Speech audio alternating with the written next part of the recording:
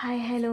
നമ്മുടെ വീട്ടുമുറ്റത്ത് ചെറിയ രീതിയിലെങ്കിലും ഒരു പച്ചക്കറിത്തോട്ടം ഉണ്ടാവുകയും അതിൽ നിന്ന് ഇങ്ങനെ നമുക്ക് വിളവെടുക്കാൻ പറ്റുക എന്നൊക്കെ പറയണത് ഒരു ഭയങ്കര സന്തോഷം തരുന്ന ഒരു കാര്യമാണ്. ഇന്നിപ്പോൾ കുറച്ചേറെ ചുവന്ന പയറും 2-3 പച്ചപ്പയറായിട്ട് നമുക്ക് അത്യാവശ്യം ഒരു ഉപ്പേരി വയ്ക്കാനുള്ളതൊക്കെ കിട്ടിയിട്ടുണ്ട്. പിന്നെ ഇപ്പോൾ മഴക്കാലമായ കാരണം നല്ല ചാള വരുന്ന സമയമല്ലേ. ചാളയ്ക്ക് അത്യാവശ്യം പലിഞ്ഞീനുണ്ട്. പലിഞ്ഞീൻ വറുത്ത് കഴിക്കുക എന്ന് പറഞ്ഞു കഴിഞ്ഞാൽ അതിന് വേണ്ടി മാത്രം ചാള വാങ്ങിക്കുന്ന ആൾക്കാരുടെ ഒരു കൂട്ടത്തിൽ പെടുന്ന ആളാണ് ഞാൻ.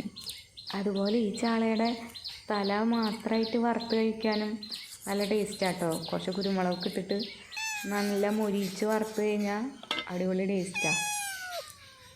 അപ്പോൾ ഇന്നിപ്പോൾ ചാളയുടെ പലിഞ്ഞീനും ഈ നാടൻ പയറും വെച്ചിട്ട് നമുക്കൊരു തോരൻ പോലെ സെറ്റാക്കാം. അതാവുമ്പോൾ ഈ പയർ മാത്രമായിട്ട് കഴിക്കാൻ അധികം വലിയ താല്പര്യമില്ലാത്ത ആൾക്കാർക്കും കഴിക്കാൻ ഇഷ്ടമാവും. മീൻ നന്നാക്കുമ്പോൾ ഈ കേൾക്കുന്ന ബാക്ക്ഗ്രൗണ്ട് സൗണ്ട് പിന്നെ എല്ലാവർക്കും ഭയങ്കര പരിചയമുള്ളതല്ലേ. മീൻ നന്നാക്കുമ്പോഴേക്കും എവിടെ നിന്നാണെന്നൊന്നും അറിയില്ല, അത്രയും പൂച്ചകൾ വരും. പൊട്ടിച്ച പയറൊക്കെ അപ്പോൾ നമുക്ക് കട്ട് ചെയ്തെടുക്കാം. ഈ നാടൻ പയർ കട്ട് ചെയ്യുമ്പോൾ തന്നെ ഒരു സ്മെല്ലുണ്ടാവും. അത് എനിക്ക് തോന്നുന്നു കൂടുതലും ഈ ചുവന്ന പയറിനാണ് നല്ലൊരു സ്മെല്ലുള്ളത്. പച്ചപ്പയറിനെക്കാട്ടിയും എനിക്ക് കൂടുതലിഷ്ടം ഈ ചുവന്ന പയറാട്ടോ.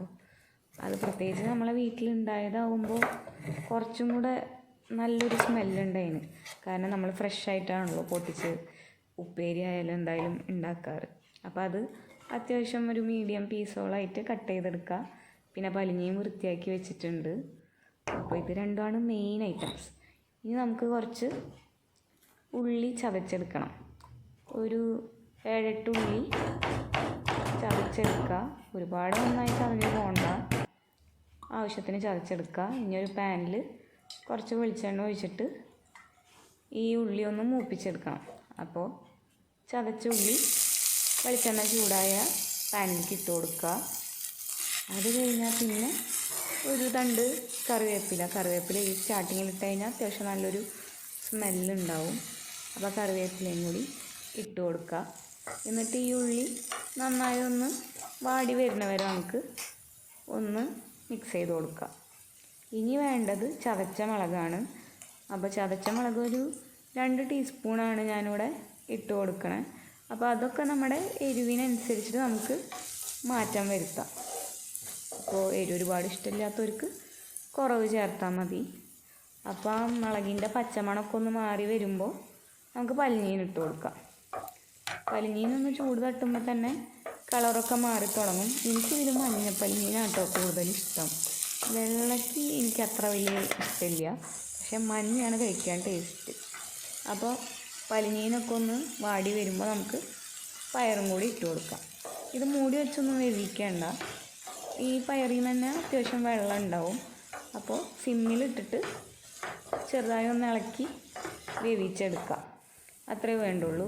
പിന്നെ ഉപ്പ് ലാസ്റ്റ് ഇട്ടാൽ മതി, അല്ലെങ്കിൽ പിന്നെ ആ വെള്ളവും കൂടി ആകുമ്പോൾ ഭയങ്കരമായിട്ട് ഡ്രൈ ആവാണ്ട് വെള്ളം പോലെ ഇരിക്കുകയുള്ളൂ. അപ്പോൾ വെന്ത് കഴിഞ്ഞതിന് ശേഷം മാത്രം ഉപ്പ് ചേർത്താൽ മതി. പിന്നെ വേവിച്ചെടുക്കുക, അത്രേ ഉള്ളൂ. ഭയങ്കര ടേസ്റ്റാട്ടോ അത് കഴിക്കാൻ. ഇപ്പോൾ സാധാ പയറുപ്പേരിയൊക്കെ കഴിക്കണേക്കാട്ടിയൊക്കെ ഒരു പ്രത്യേക ഒരു ഡിഫറെൻ്റ് ആയിട്ടുള്ളൊരു ടേസ്റ്റ് നമുക്ക് കിട്ടും. പിന്നെ നമുക്കിത് എപ്പോഴും കിട്ടണ ഒരു സംഭവമല്ലല്ലോ, സീസണിൽ മാത്രമല്ല നമുക്ക് പലിഞ്ഞീൻ കിട്ടുള്ളൂ. അപ്പോൾ ഈ സമയത്ത് ഒന്ന് ട്രൈ ചെയ്ത് നോക്കൂ കേട്ടോ. ചാനലിൽ അപ്ലോഡ് ചെയ്യണ വീഡിയോസൊക്കെ നിങ്ങൾക്ക് ഇഷ്ടപ്പെടുകയാണെങ്കിൽ നിങ്ങൾ കമൻറ്റ് ചെയ്യാനും ലൈക്ക് ചെയ്യാനൊന്നും മറക്കരുത് കേട്ടോ. അതുപോലെ റെസിപ്പീസ് ട്രൈ ചെയ്തിട്ട് അതിൻ്റെ ഫീഡ്ബാക്കും നിങ്ങൾ പറയണേ മറക്കരുത്. അതുപോലെ നല്ല റെസിപ്പീസ് ആണെങ്കിൽ ഫ്രണ്ട്സിന് ഷെയർ ചെയ്യാനും മറക്കരുത് കേട്ടോ.